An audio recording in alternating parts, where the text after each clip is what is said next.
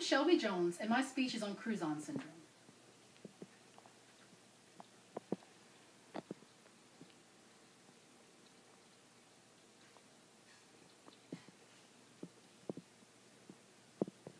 One out of every 25,000 children are diagnosed with Crouzon syndrome. I was one of those 25,000. Have you ever seen someone with a unique facial structure, one different from the norm? It could have been someone with Crouzon syndrome and you didn't even know. I was diagnosed with a mild case at the age of 7, but even with the mild form, I still got looks and questions. My favorite? Why are your eyes so big? To which I would reply, because God made me that way. Other names were associated with my looks also, such as frog or alien. Painful words for a child to deal with, but I had to learn to tolerate ignorance. By now I'm sure you're wondering what Crouzon's is, how someone develops it, and why I don't appear to have it now. Well, that's what I'm here to inform you about. I'll break down the definition of Crouzon syndrome, describe some of the surgeries and procedures that people must undergo, and explain some of the background of these people with the syndrome. I'll start by defining Crouzon syndrome. According to Genetics Home Reference, it is a genetic disorder characterized by the premature fusion of certain skull bones.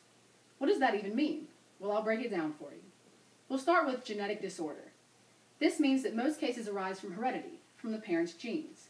However, there are some spontaneous cases that occur with no traces to heredity. Either way, one develops this disease during fetal development. It occurs from mutations in certain genes and cannot be developed after birth. In other words, it can't be developed as an adult. It was actually discovered by Octave Crouzon, who observed this condition in a mother and her daughter, which again points to the genetic causes. The next part of the definition, characterized by premature fusion of certain skull bones, requires you to know what fusion is. At craniosynostosis.info, it is said to be restriction and distortion of the skull. When a child comes through the birth canal, they have soft, flexible sutures throughout the skull to help them get out.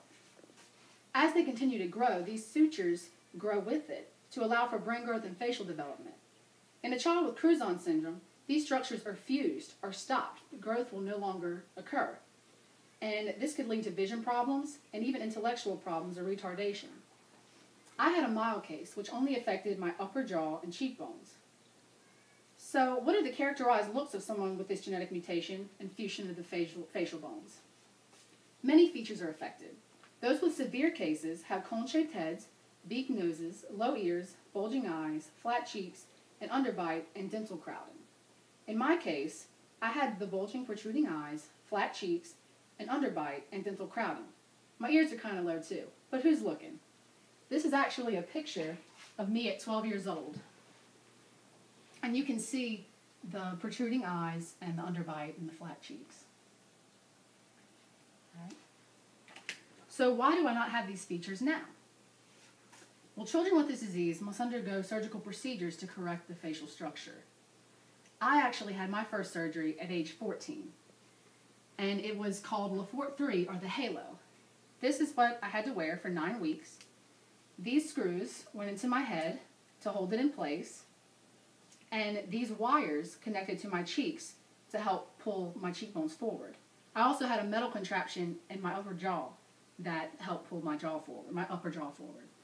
Each day, it had to be turned one time, which moved my bone 0.5 millimeters forward, and new bone growth would gradually grow in, and that's how it worked. But I had to wear that for 9 weeks. Most people ask if it was painful, and to that I'd say the first week it was a little painful. But other than that, it was just pressure, and you got used to it after wearing it for so long. I also had to make sure that I didn't run into people or things because it stuck out from my face. There was actually a moment when I went to tell my sister a secret, and I almost poked her in the face with my head. After it came off, I had a new face. Some people didn't even recognize me when I went to high school. The surgery moved my cheekbones and jaw forward, but it also made my nose crooked and made my jaws disproportionate. I had an overbite instead of an underbite. These were corrected by a nose job the following summer and a jaw reconstruction surgery during Easter break of the next year. And that is why I don't look the way I used to.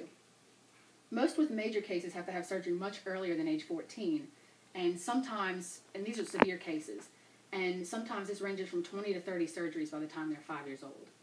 I was lucky and am thankful that it only affected a couple places of my face. It's a part of me and has made me who I am today. So now you know about Crouzon syndrome, the facial characteristics, how it's developed, and a couple of surgeries that people with this syndrome may go through. I hope I've raised awareness of Crouzon syndrome, and that if you ever come into contact with someone with the disease, you'll know more about their background and ultimately what Crouzon syndrome is. Thank you.